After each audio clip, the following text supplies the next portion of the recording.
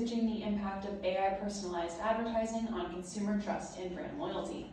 This is a topic that not only is trending in the real world, but also directly connects to what we're learning as marketing majors. In this video, we'll walk you through how we chose this topic, why it matters, and our plan for researching it further. When we started brainstorming, each of us came with ideas.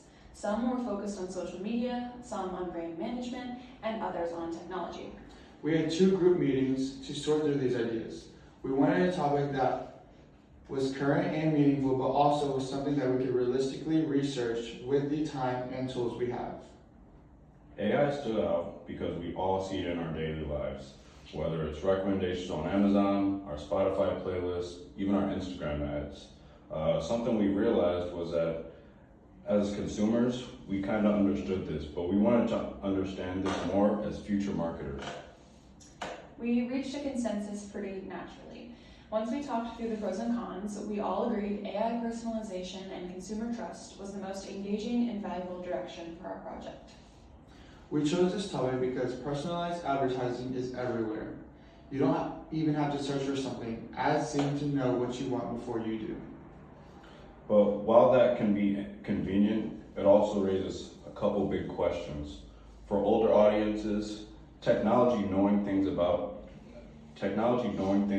yourself for older audiences can be uncomfortable. So the 2 big questions we're asking is, how much information are companies collecting? And do people trust companies more or less when they see relevant ads?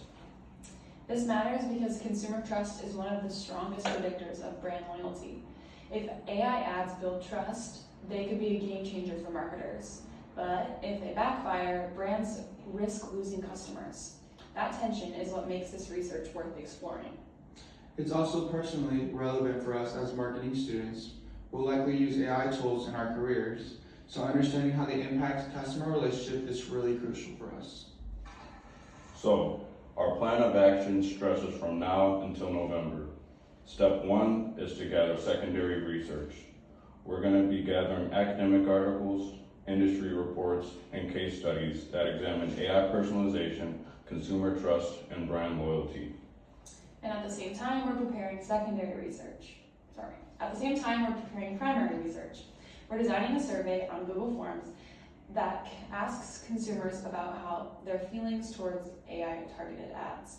We want to know if people find them helpful, invasive, or something in between. We'll launch the survey in early October and aim to close it by October 20th. That gives us time to collect enough responses to analyze the trends. After Analyzing all the trends, we'll synthesize our results to our survey results and to our primary and to our secondary research. Then, by early November, we'll begin drafting the outline. We'll draft it as a group, revise it as a group, and then submit the final version deadline before the deadline. For secondary data, we'll use academic databases like Google Scholar and EBSCO to find peer-reviewed studies. We'll also look at industry examples from companies like Amazon, Spotify, and Meta.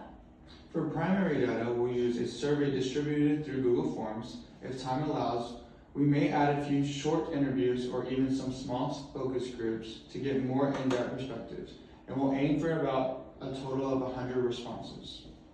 To analyze those 100 responses, we'll use AI tools like Excel and Gemini to track patterns and compare them with the existing research that we found through our secondary research. Our main goal is to determine whether AI personalization builds trust or corrodes brand loyalty. Our immediate next step is finalizing our survey questions and distributing them to get responses. After that, we'll move into data analysis and begin outlining the research paper in early November. Because of the relevance of this topic, we're really excited to see what the results show. Will AI personalization really strengthen relationships between brands and consumers? Or does it create more skepticism and doubt? Either way, our findings will help us as future marketers better understand how to use technology responsibly.